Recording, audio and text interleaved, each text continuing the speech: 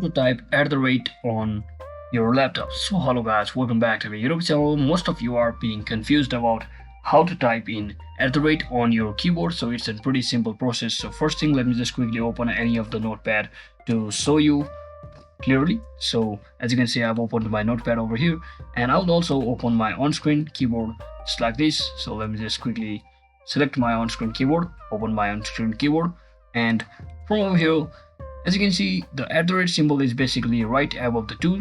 And if you don't see this symbol right above the tool, there might be the default settings being changed on your keyboard. So just check if it's whether on any other numbers.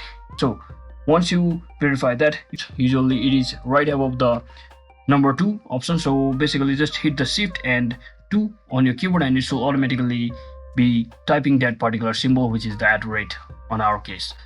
So we will be requiring this in most of the cases, like typing whenever we are typing in our email address. So you can just type in Shift and 2 at the same time to successfully type in the @ symbol.